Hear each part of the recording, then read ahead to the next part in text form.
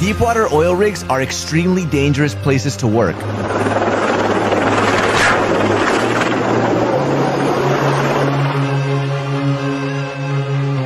They're taller than some of the highest skyscrapers on land and are designed to face the worst hurricanes at sea. But how do they get to the middle of the ocean? And what training do offshore workers do? Welcome to Explained. Offshore oil rigs extract petroleum and natural gas from the ocean floor. They're some of the largest structures on the planet. Some deep-sea rigs are as heavy as 200 million kilos and can reach depths of 2,500 to 3,000 meters. That's 3 times the size of the Burj Khalifa. So how do these skyscrapers get to the middle of the ocean?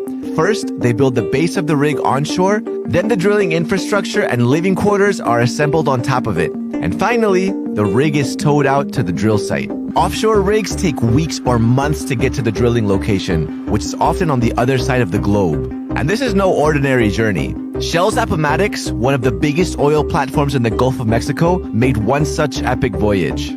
It literally traveled 23,335 kilometers, crossing 3 oceans on one of the largest transport ships on the planet.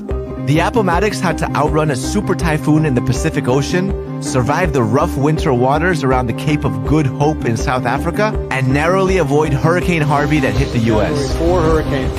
This is going to go up the coast. When it reached the Gulf of Mexico, it weighed as much as a space shuttle, and the final challenge was lowering it hundreds of meters to the seafloor to connect it to the subsea oil station. Life is tough on these offshore rigs, and there's a reason why offshore workers make as much as $305,000 a year. The job requires high precision, and drill workers are usually highly qualified petroleum or mechanical engineers. They also have to pass the basic offshore safety induction and emergency training, and this isn't easy.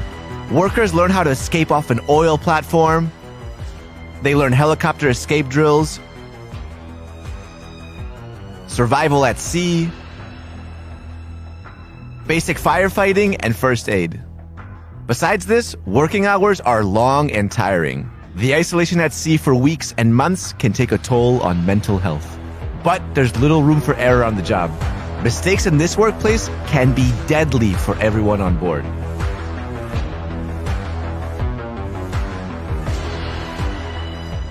The worst offshore rig disaster in history was Piper Alpha. This rig was designed to produce oil, but later on, the company decided to include natural gas production as well. On July 6, 1988, disaster struck. A series of gas explosions ripped through the oil platform, which wasn't designed or equipped to handle gas-related accidents. The rig collapsed into the North Sea and 167 people were killed. Nature can be brutal out in the ocean. Rigs encounter water spouts, and they're at risk of being slammed into by nearby ships in bad weather.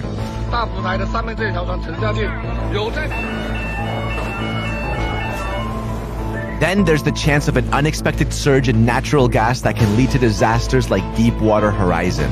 So regular maintenance of pipelines are crucial, and any repairs must be carried out immediately. And if it's being done manually by a diver, there's always the chance of encountering dangerous marine life like sharks. Offshore rigs that are maintained well can last 40 years, and at the end of their service, they must be safely disposed. The wells are sealed off, the workers are sent back to shore, and the top platform is removed. Engineers cut through the foundation that linked the top platform to the base. Then, an even bigger ship is commissioned to lift it intact and carry it to the scrapyard on shore for dismantling.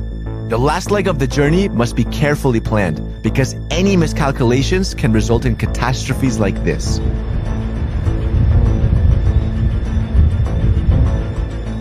Offshore oil rigs are constantly surrounded by controversy. And while they've been in the spotlight for all the wrong reasons, there's no doubt that these deep-sea giants are marvels of engineering.